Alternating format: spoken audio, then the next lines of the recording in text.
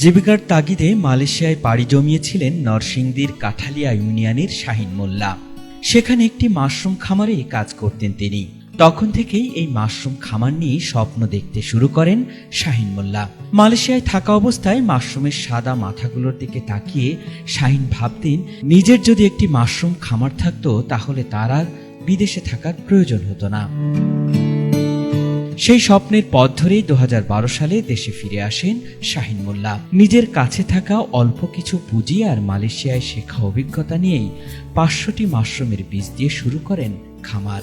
তার মাশরুম চাষ দেখে গ্রামের মানুষ তাকে নিয়ে হাসাহাসি করলেও দমে যাননি শাহিন। নিজের দৃঢ় মনোবল আর কঠিন পরিশ্রমের জন্য ধীরে ধীরে তার খামারে বীজের সংখ্যা বাড়তে থাকে। 500টি বীজ নিয়ে শুরু করা শাহিনের খামারে আজ বীজের সংখ্যা 60,000 ছাড়িয়েছে। এই খামার থেকে মাশরুম বিক্রি করে শাহিন মোল্লা প্রতি মাসে আয় করছেন প্রায় 2 লাখ টাকা। আমার এইখানে মাশরুম ইনশাল্লাহ আল্লাহর রহমতে যে আমরা ওয়েস্টার মাশরুমের 4-5টা জাত করি।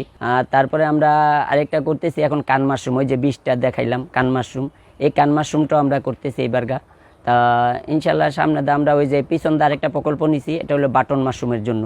আর যেটা আমাদের শর্ট থাকে, যেমন আমরা কিছু মাশরুম থাইল্যান্ড থেকে আনি, থাইল্যান্ড থেকে ইনুকি, শিমিজি, সিতাকে, ইরেঞ্জি, এই মাশরুমগুলি আমরা থাইল্যান্ড থেকে প্রতি সপ্তাহে আমাদের একদিন থাইল্যান্ড থেকে আসে। আল্লাহ রহমতে আমরা পুরো বাংলাদেশি মাশরুমটা প্রতিদিনই, আমরা কাঁচা মাশরুম আমাদের প্রতিদিনই আছে। আর মাশরুম যারা বিক্রি করতে পারে না তাদের মাশরুমটা আমরা নিয়ে নিই, আর যারা আমরা পার্টিতে প্রতিদিনই মাশরুম দিই। আমাদের মাস শেষে এভারেজে $1,00,000 টাকা সবসময় থাকে।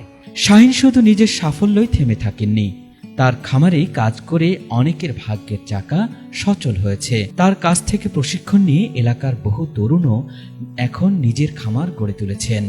হ্যাঁ, আমি এখানে এসে অনেক কিছু শিখছি, কিন্তু এই যে স্পন বানাইছি, পরে ভাইয়ের সাথে এই মাশরুম চাষ করছি, মাশরুম গাছ থেকে পারছি অনেক কিছুই। আমরা 10-15-20 জন মানুষ মহিলা নিয়ে কাজ করি, তো কাজ করতে অনেক ভালো লাগে। কিন্তু আমগো এলাকার মাশরুম চাষ নাই, মানে নরসিংদী থানায় নাই গা, আমরাই প্রথম মাশরুম আমরা নিজেরা নিয়ে খাই।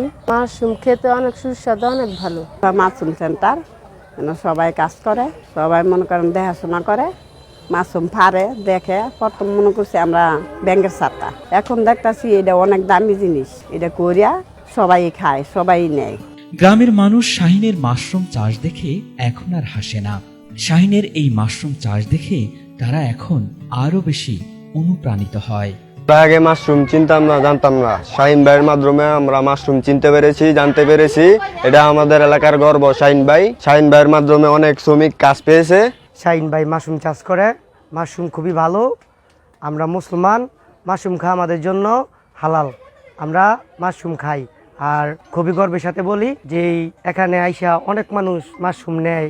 এদিকে নরসিংদীতে মাশরুম চাষে আগ্রহীদের প্রশিক্ষণ দিতে বিভিন্ন উদ্যোগ নেয়ার কথা জানিয়েছেন কৃষি বিভাগের কর্মকর্তা মোহাম্মদ আব্দুল হাই। তাদেরকে আমাদের একটা মাশরুম উন্নয়ন প্রকল্প আছে, এখানে তার কেউ আগ্রহী চাষি আমাদেরকে প্রকল্প বলে যে তুমি 2-3 জন পাঠাও, তখন আমরা তাদেরকে পাঠাই। তাদেরকে 10 দিন ট্রেনিং দেয়, হাতে কলমে ট্রেনিং দেয়। তাদেরকে যত ধরনের মানে কাজ করতে গিয়ে যত ধরনের প্রযুক্তিগত সহযোগিতা এগুলো আমরা দিয়ে থাকি। আর কি মাশরুম কোথায় বিক্রি করবে সেই জন্য আমরা বলেছি।